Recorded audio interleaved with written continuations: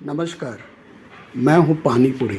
लोग मुझे फुचका भी कहते हैं, गुपचुप भी कहते हैं, गोलगप्पा भी कहते हैं, पानी बतासा भी कहते हैं। एक चीज़ तो तय है कि मैं आज स्ट्रीट फूड के नाम पे पूरे भारत में काफ़ी प्रचलित हूँ और चटकारा लेके मेरे खाने वालों को कभी आप देखें, क्या आनंद आता है। मेरे जन्म की कई कहानियाँ हैं, जिसमें एक कहानी माता कुंती द्वारा द्रौपदी को कुछ आटा और कुछ आलू जैसी सब्ज़ी दी गई और कहा गया कि इस छोटी सी मात्रा से कुछ ऐसा बनाओ कि सबका मन भर जाए। शायद वो मेरा प्रारंभिक रूप था। उसके बाद बौद्ध आचार्य जो आयुर्वेद के विशेषज्ञ थे और दिल्ली सल्तनत के जो हकीम थे, उनके साथ भी मेरी जन्म की कहानी जुड़ी है। लेकिन बाद की कहानियों में जो एक समानता है, समरूपता है, वो ये है कि मेरा आविष्कार डिहाइड्रेशन यानी शरीर में पानी की कमी को दूर करने के लिए किया गया था।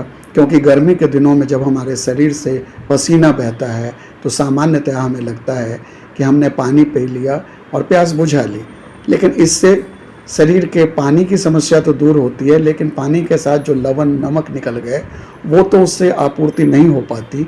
और इसी को पूरा करने के लिए शायद मेरा जन्म हुआ था, क्योंकि किसी को नमकीन पानी तो सीधे नहीं पिलाया जा सकता, तो कुछ इस रूप में डाला जाए कि उसका स्वाद ऐसा हो जाए कि लोग चटकारा भी लें और उससे उनकी वो समस्या भी दूर हो जाए।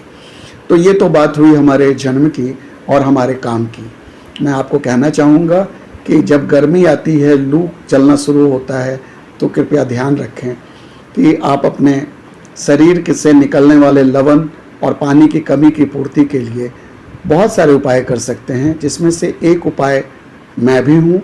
और स्वच्छता का ख्याल इसमें आप अवश्य रखें, क्योंकि अगर स्वच्छता का ख्याल नहीं रखेंगे तो मैं जितना आपका भला करूँगा शायद उससे ज़्यादा नुकसान भी कर जाऊँ। इसके अलावा बाज़ार में उस समय बहुत तरह के रसीले फल आ जाते हैं, जिनके जूस आप यदि नमक मिला के पीते हैं तो वो भी वही काम करेगा। इसके अलावा छाछ है, नारियल पानी है, और भी बहुत सारी चीज़ें हैं जिसका प्रयोग आप उस समय कर सकते हैं।